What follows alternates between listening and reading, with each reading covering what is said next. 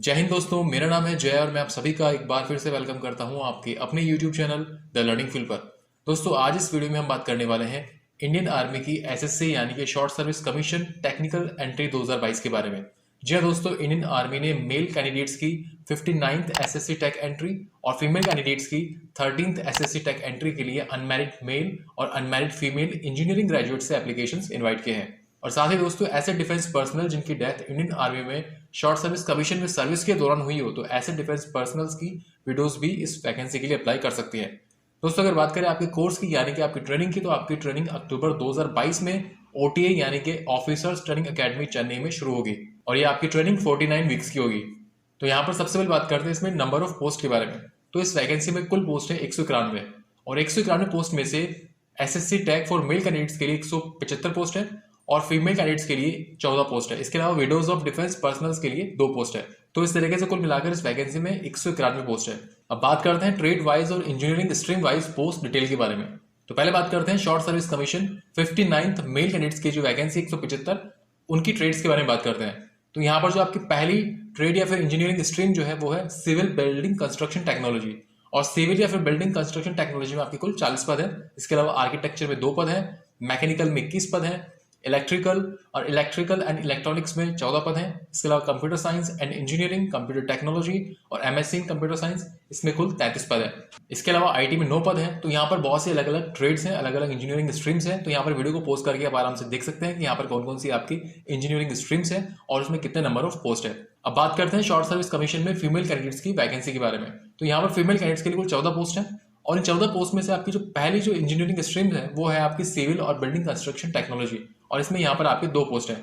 इसके अलावा आर्किटेक्चर में 1 पोस्ट है, मैकेनिकल में 2 पोस्ट है, इसके अलावा इलेक्ट्रिकल एंड इलेक्ट्रॉनिक्स में 1 पोस्ट है, इसके अलावा computer science and engineering, computer technology, MSc computer science के अंदर 3 पोस्ट है, आईटी में 2 पोस्ट है, इसके अलावा एरोनॉटिकल, एवियोनिक्स और एरो स्पेस में 1 पोस्ट है, इसके अलावा टेलीकम्युनिकेशन और इलेक्ट्रॉनिक्स एंड कम्युनिकेशन में 1 पोस्ट है।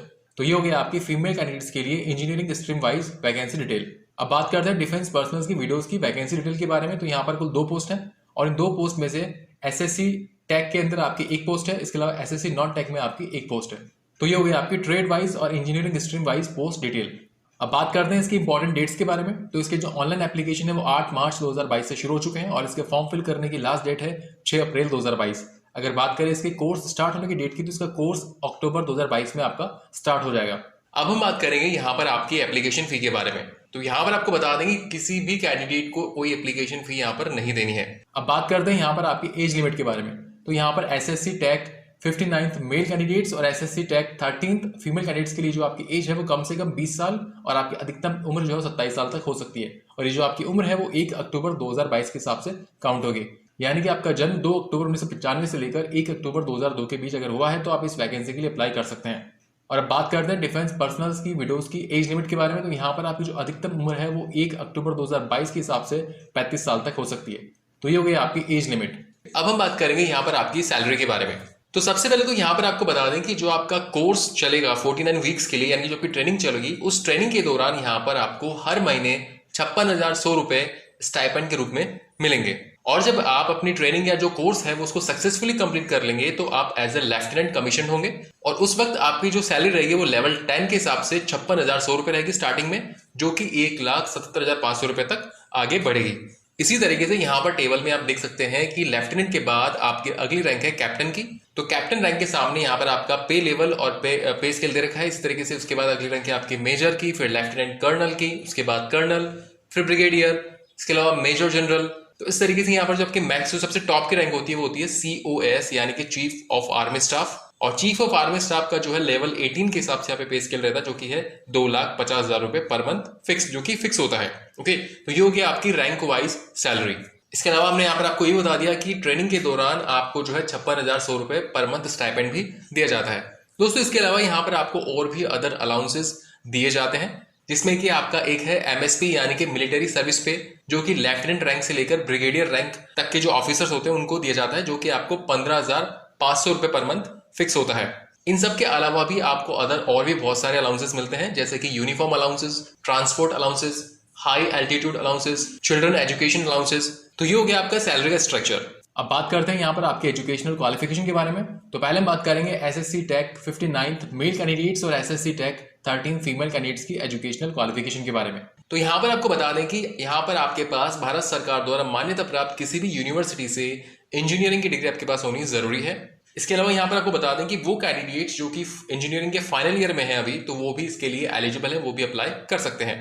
लेकिन आपको ध्यान रखना है कि वो कैंडिडेट्स जो कि फाइनल ईयर में हैं, उन कैंडिडेट्स को 1 अप्रैल 2022 को अपने सभी सेमेस्टर और ईयर की जो मार्कशीट है वो साथ में एज अ प्रूफ लेकर आनी है। इसके अलावा ध्यान रखें कि जो आपका इंजीनियरिंग डिग्री का जो सर्टिफिकेट है वो आपको ओटीए चेन्नई यानी कि ऑफिसर्स ट्रेनिंग अकेडमी चेन्नई में जो आपकी ट्रेनिंग स्टार्ट होगी, उस ट्रेनिंग स्टार्ट होने से लेकर अगले 12 सप्ताह के अंदर आपको वो इंजीनियरिंग डिग्री सर्टिफिकेट भी प्रोवाइड करवाना होगा वहां पर। अब हम बात करेंगे यहाँ पर विडोज ऑफ डिफेंस पर्सनल की एजुकेशनल क्वालिफिकेशन के बारे में। तो यहाँ पर अगर आप एसएससी नॉन टेक एंट्री के लिए अप्लाई करते हैं तो यहाँ पर आपको भारत सरकार द्वारा मान्यता प्राप्त किसी भी यूनिवर्सिटी से ग्रेजुएशन होना जरूरी है। चाहे आपने किसी भी डिसिप्लिन में किया हो, इससे कोई फर्क नहीं पड़ता, आपको ग्रेजुएशन कंप्लीट होना जरूरी है। और अगर आप एसएससी टेक एंट्री के लिए अप्लाई करते हैं तो यहाँ पर आपको बीई या फिर बीटेक आपका कंप्लीट होना जरूरी है। तो ये हो गई आपकी एजुकेशनल क्वालिफिकेशन। अब हम बात करेंगे कि जब आप सिलेक्शन सेंटर पे जाएंगे तो उस वक्त आपके पास कौन कौन से डॉक्यूमेंट्स होने जरूरी है उसके बारे में। तो जब आप सिलेक्शन सेंटर पे जाएंगे तो उस वक्त आप जो भी डॉक्यूमेंट साथ में लेके जा रहे हैं, एक तो वो सेल्फ अटेस्टेड होने जरूरी है, साथ ही उनकी ओरिजिनल कॉपी भी आपको साथ में लेकर जानी है। तो आइए जानते हैं वो कौन कौन से डॉक्यूमेंट्स हैं। एक तो आपने जो एप्लीकेशन अप्लाई किया था उसका प्रिंट आउट लेके जाना है, जो कि ड्यूली साइन होना चाहिए, और उस पर आपकी फोटोग्राफ भी होनी जरूरी, जो कि सेल्फ अटेस्टेड हो। इसके अलावा यहाँ पर आपके पास मैट्रिकुलेशन और सेकेंडरी स्कूल एग्जामिनेशन के सर्टिफिकेट होने जरूरी हैं और उनकी मार्कशीट भी। ओके, इसके अलावा 12th क्लास की मार्कशीट एंड सर्टिफिकेट, इसके अलावा इंजीनियरिंग डिग्री और प्रोविजनल डिग्री, इसके अलावा मार्कशीट ऑफ ऑल सेमेस्टर्स। इसके अलावा वो कैंडिडेट्स जो कि अभी अपने इंजीनियरिंग के फाइनल ईयर में है, तो ऐसे कैंडिडेट्स को अपने इंस्टीट्यूट के हेड या फिर प्रिंसिपल से जो है एक डिक्लेरेशन सर्टिफिकेट लेकर आना है कि हम 1 अप्रैल 2022 तक जो हमारी इंजीनियरिंग का रिजल्ट आ जाएगा। ओके, तो एक ऐसा सर्टिफिकेट आपको अपने इंस्टीट्यूट के हेड या फिर प्रिंसिपल से लेकर आना है। और ध्यान रहे कि सर्टिफिकेट ये भी सर्टिफाई करता हो कि जो कैंडिडेट इसके लिए अप्लाई कर रहा है उसके कोई बैकलॉग नहीं होने चाहिए जब वो सबमिशन कर रहा हो अपने ऑनलाइन एप्लीकेशन को। ओके, उस वक्त उसके कोई बैकलॉग नहीं होनी चाहिए। ओके, तो ये वो डॉक्यूमेंट्स थे जो कि आपको सिलेक्शन सेंटर पर लेकर जाने हैं। चलिए आगे बढ़ते हैं और बात करते हैं यहाँ पर आपके मोड ऑफ सिलेक्शन के बारे में। तो मोड ऑफ सिलेक्शन में आपका सबसे पहला स्टेप होता है शॉर्ट लिस्टिंग ऑफ एप्लीकेशंस, यानी कि जो कैंडिडेट्स फॉर्म भरते हैं उनकी एप्लीकेशंस को शॉर्टलिस्ट किया जाएगा उनकी इंजीनियरिंग के अंदर जो मार्क्स आए हैं उसके आधार पर। शॉर्टलिस्ट करने के बाद में कैंडिडेट्स को सेंटर अलॉट किए जाते हैं। सेंटर अलॉटमेंट के बाद कैंडिडेट्स को अपने एसएसबी की डेट सेलेक्ट करनी होती है। एसएसबी डेट सेलेक्ट करने के बाद में कैंडिडेट का अगला स्टेप होता है एसएसबी एग्जामिनेशन, जिसमें 2 स्टेज होती है, stage first and stage second. Friends, यहाँ पर आपको बता दें कि जो एसएसबी एग्जाम होता है वो कुल 5 दिनों तक चलता है, और इन 5 दिनों के दौरान कौन कौन से टेस्ट होते हैं उसके बारे में हमने एक सेपरेट डिटेल वीडियो बना रखा है। यानी कि एसएसबी इंटरव्यू के बारे में हमने एक सेपरेट डिटेल वीडियो बना रखा है, जिसका लिंक आपको इस वीडियो के डिस्क्रिप्शन में मिल जाएगा। तो अगर आप एसएसबी के बारे में ज्यादा जानकारी चाहते हैं तो वीडियो एक बार जरूर देखें। उसके बाद एसएसबी इंटरव्यू कंप्लीट करने के बाद आपका होता है एक इंटरव्यू, और फाइनल आपका होता है मेडिकल एग्जामिनेशन। तो कहने का मतलब ये हुआ कि मोड ऑफ सिलेक्शन में सबसे पहले आपके एप्लीकेशंस को शॉर्टलिस्ट किया जाता है, उसके बाद आपको सेंटर अलॉट किए जाते हैं, और फिर सेंटर अलॉटमेंट के बाद कैंडिडेट्स को अपनी एसएसबी डेट सेलेक्ट करनी होती है। उसके बाद आपका एसएसबी इंटरव्यू होता है, और उसके बाद आपका होता है मेडिकल एग्जामिनेशन। फिर जो कैंडिडेट्स मेडिकल एग्जाम भी सक्सेसफुली कंप्लीट कर लेते हैं, फिर बाद में आपकी फाइनल मेरिट लिस्ट निकलती है।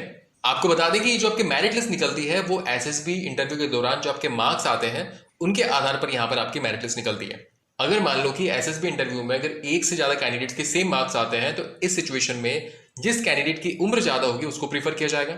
और अगर मान लो कि 1 से ज्यादा कैंडिडेट्स के एसएसबी मार्क्स भी सेम आते हैं और उनकी उम्र भी सेम होती है, तो उस सिचुएशन में क्वालिफाइंग एग्जामिनेशन में जिस कैंडिडेट के हायर परसेंटेज होंगे उसको प्रीफर किया जाएगा।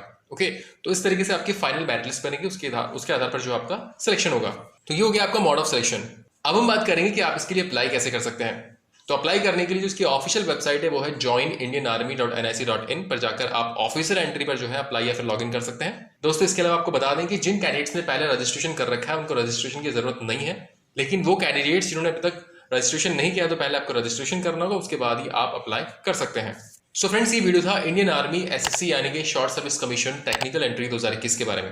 दोस्तों, उम्मीद करते हैं कि यहाँ पर हमने आपको जो भी इन्फॉर्मेशन दी वो आपको अच्छी लगी होगी। अगर वीडियो अच्छा लगा हो तो इस वीडियो को लाइक और अपने दोस्तों के साथ शेयर जरूर करें, और फ्यूचर में इस चैनल पर इसी तरह के यूजफुल वीडियोस देखने के लिए इस चैनल को सब्सक्राइब करके बेल आइकन जरूर दबाएं। So thank you for watching our video. जय हिंद।